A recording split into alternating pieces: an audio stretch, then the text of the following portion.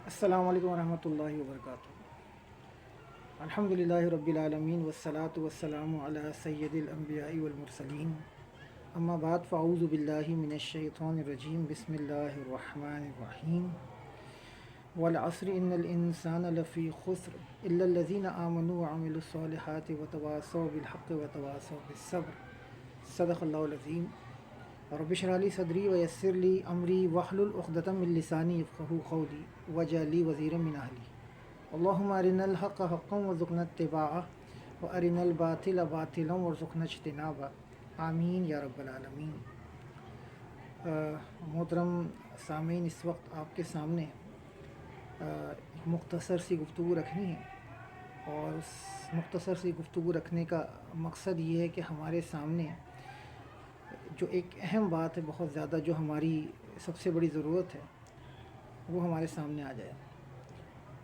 میری اور آپ کی سب سے بڑی ضرورت کیا ہے؟ سب سے پہلا سوال تو یہ ہے، کیا مال ہے، دولت ہے، دنیا کے مسئلے مسائل ہیں، صحت ہے، تندرستی ہے؟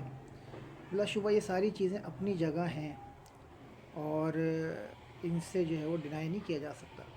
لیکن میرا اور آپ کا جو اصل مسئلہ ہے، اس کو سمجھنے کی ضرورت ہے، اور وہ یہ ہے کہ جب ہم کل اللہ کے حضور حاضر ہونا، تو اللہ سبحانہ و تعالیٰ میرے اور آپ کے لیے جو ہے وہ ایک اعلان کرتے ہوئے کہ فدخلی فی عبادی ودخلی جنتی، داخل ہو جاؤ میرے بندوں میں اور داخل ہو جاؤ میری جنت میں۔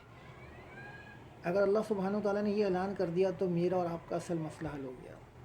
باقی جتنے مسائل ہیں نا دنیا کے، یہاں کے، جن کو آج ہم مسئلے سمجھتے ہیں، یہ صرف جب تک ہیں کہ جب تک یہ سانس چل رہی ہے اور یہ غرغرہ بول رہا ہے، اور جب تک انسان زمین سے 2.5 فٹ اوپر ہے، جب تک یہ مسئلے ہیں۔ اور جب یہ دھڑکن بند ہو جائے گی اور یہ غرغرہ بولنا بند ہو جائے گا، انسان 2.5 فٹ نیچے جب قبر میں چلا جائے گا، تو یہ سارے مسئلے جو ختم ہو جائیں گے، اور پھر اصل مسئلہ شروع ہوگا میرا آپ کا۔ تو یہ جو مسئلے ہیں یہ عارضی ہیں، وقتی ہیں، اور اصل نہیں ہیں۔ لیکن آج ہم نے مسئلہ کیا کہ انہی چیزوں کو اپنے اصل مسائل بنا لیے نا، اور آج ہم انہی میں الجھ کر رہ گئے ہیں، اور اتنا الجھ گئے ہیں کہ ہم اپنے اصل مقصد سے بالکل غافل ہو گئے۔ اور آج اس دنیا کی زندگی کے جو مسائل ہیں، اسی کو ہم نے اپنا جو ہے نا غم بنا لیا ہے، اور جو آبجیکٹو ہونا چاہیے تھا، جو گول ہمارا ہونا چاہیے تھا، آج اس سے جو ہے بالکل جو ہے وہ غافل ہو چکے ہیں۔ جبکہ دیکھیں صحابہ کرام کا مسئلہ کیا تھا، ان کی ٹینشنز کچھ اور تھی، ہماری ٹینشن کچھ اور ہے، ان کی ٹینشن کچھ اور تھی۔ ایک صحابی اللہ کے نبی کریم صلی اللہ علیہ وسلم کے پاس آتے ہیں اور پوچھتے ہیں کہ کیا میں جنت میں جاؤں گا یا نہیں؟ اللہ کے نبی نے فرمایا ہاں۔ اچھا، اگر جنت میں جاؤں گا تو آپ کا ساتھ ہوگا کہ نہیں؟ اب یہ دیکھیں، یہ ان کی ٹینشن تھی۔ اب عائشہ رضی اللہ تعالیٰ عنہ امت کی ماں ہے نا، ایک دفعہ اللہ کے نبی کریم صلی اللہ علیہ وآلہ وسلم کے ساتھ تشریف فرمائیں، اور آپ کی آنکھوں سے آنسو نکلتے ہیں، اللہ کے نبی صلی اللہ علیہ وسلم کے چہرے مبارک پر گرتے ہیں۔ اللہ کے رسول پوچھتے ہیں عائشہ کیوں روتی ہو، کیا بات ہے؟ تو اما عائشہ رضی اللہ تعالیٰ عنہ فرماتی ہیں اللہ کے رسول مجھے جہنم یاد آ گئی، جہنم کے خوف نے مجھے رلا دیا۔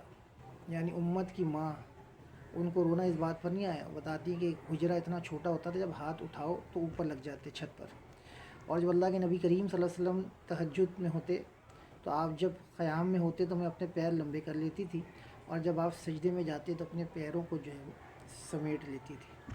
لیکن اس بات پر رونا نہیں ہے، آج ہماری ماؤں بہنوں کو بھی رونا آتا ہے اس بات پر کہ گھر چھوٹا ہے، فلاں چیز نہیں ہے، اس کے پاس اتنا بڑا گھر ہے، اس کے پاس ایسی گاڑی ہے، اس کے پاس اتنا زیور ہے، ان کے گھر میں وہ موجود ہے۔ آج اسی کی بھاگ دوڑ لگی ہوئی، اسی میں ایک دوسرے کو آگے پیچھے چھوڑنے میں لگے ہوئے، اور یہی ہمارے غم ہیں۔ یقین کریں قرآن کہتا ہے فمن زحزح عن النار، جو کوئی بچا لیا گیا جہنم کی آگ سے، وادخل الجنہ، اور داخل کر دیا گیا جنت میں، فقد فاز، وہ کامیاب ہو گیا۔ وما الحیات الدنیا الا متاع الغرور، دنیا کی زندگی تو نہیں ہے مگر دھوکے کا سامان۔ تو اب اس مسئلے کو سمجھنا ہوگا، جو میرا اور آپ کا اصل مسئلہ ہے وہ کیسے حل ہو سکتا ہے، میں اور آپ جہنم سے کیسے بچ سکتے ہیں۔ دیکھیں ہم میں سے ہر ایک یہ چاہتا ہے کہ ہم جہنم سے بچ جائیں، کوئی بھی نہیں چاہے گا کہ ہم جہنم میں چلے ہوں۔ ہم دعائیں بھی کرتے ہیں اللہ سے، اللہ تعالیٰ ہمیں جنت نصیب فرما، اور ہم جو ہے واٹس ایپ بھی کر رہے ہوتے ہیں، فیس بک پر جو ہے نا کیا کہتے ہیں میسیجز بھی کر رہے ہوتے ہیں، واٹس ایپ پہ ہم اپنی جو ہے وہ اسٹیٹس پہ بھی لگا رہے ہوتے ہیں، گروپ میں میسیج بھیج رہے ہوتے ہیں کہ بھائی فلاں کام کر لیں تو ہم اللہ تعالیٰ ہم سب کو جہنم سے بچائے، جنت عطا فرمائے، یہ پڑھ لیں، یہ وظیفہ کر لیں، فلاں چیز کر لیں۔ دیکھیں یہ وظائف وغیرہ جتنی چیزیں ہیں، یہ جب ہیں کہ جب ہم اللہ کے بندے بن جائیں. پہلے تو اللہ کا بندہ بننا ہے نا.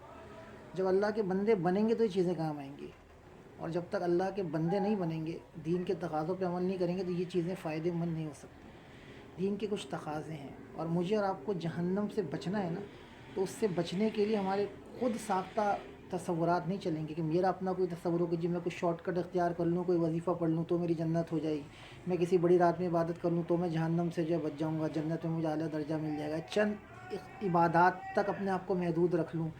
تو ایسا نہیں ہے. دیکھیں, جنت بھی اللہ کی ہے, جہنم بھی اللہ کی ہے, اللہ ہی نے بنائی ہے. اور اس دنیا میں ہمیں پیدا کرنے والا, بھیجنے والا ہمارا خالق بھی اللہ ہے, حاکم بھی اللہ ہے. تو اللہ سبحانہ و تعالیٰ ہی بتائے گا کہ بھائی جنت میں جانے کے لیے کیا کرنا ہے, جہنم سے بچنے کے لیے کیا کرنا ہے. یہ ہے اصل بات سمجھنے کی. اور اللہ بتائے گا تو کیسے بتائے گا؟ اللہ اپنے کلام میں بتائے گا. قرآن ہدی للناس, انسانوں کی ہدایت. تو قرآن سے ہمیں پوچھنا ہوگا بھائی کہ ہم جہنم سے کیسے بچ سکتے ہیں. تو اس کے لیے قرآن کریم کی مختصر ترین صورت سورۃ العصر جو میں نے آپ کے سامنے تلاوت کی ہے, جس میں اللہ تعالیٰ نے جہنم سے بچنے کا لاہ عمل بیان کیا ہے کہ میں اور آپ کیسے آخرت کے خسارے